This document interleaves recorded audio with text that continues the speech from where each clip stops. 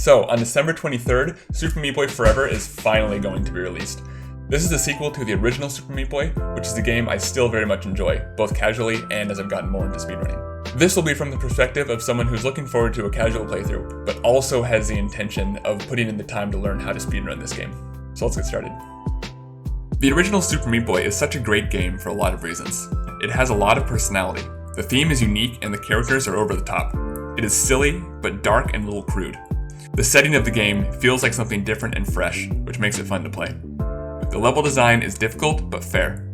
The main satisfaction of a platforming game is slowly discovering the sequence of movements and properly timed jumps required to beat a level. The frustration of repeatedly failing over and over on a particular section is outweighed by the feeling of accomplishment when you finally put all the pieces together.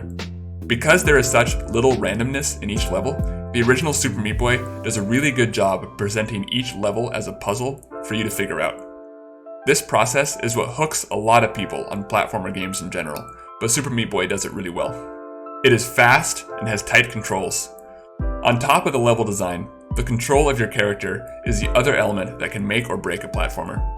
Meat Boy runs quickly, which allows for fun level design that pushes you into situations where you need to run fast and react.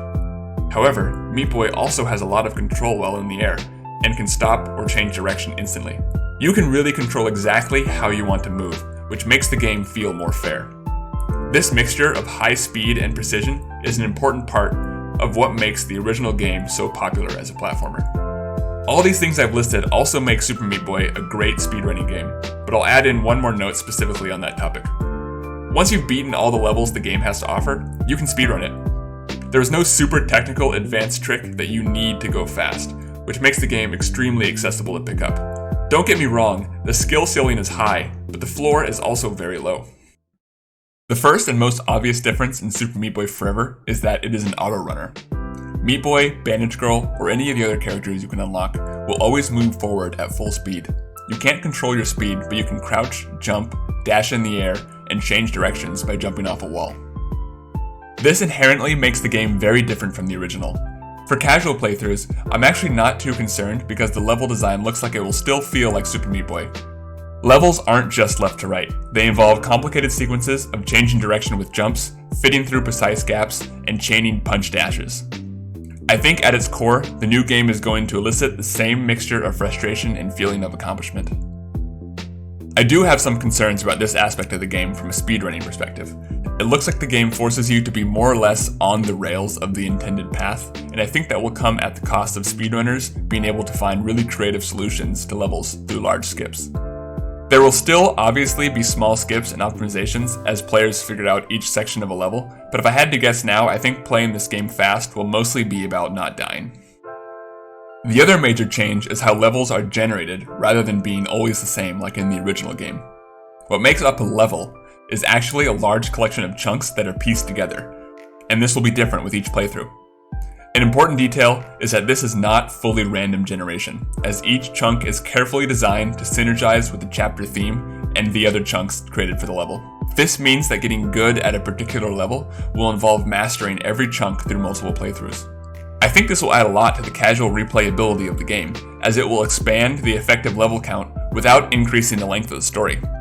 When you create a save file, you have the option to specify your initial random seed. I actually think this is an interesting attribute for speedrunning purposes. The system adds variety, but not frustrating randomness.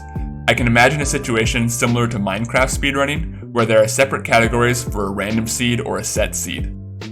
A random seed run will reward complete knowledge of the game and the ability to react to whatever is thrown at you, while a set seed run will reward meticulous seed optimization from the community and playing the fastest chunks as efficiently as possible. I'm excited for this. Because the original Super Meat Boy gives you a lot of control over your character, most of the mechanics introduced in levels are obstacles for you to dodge or avoid.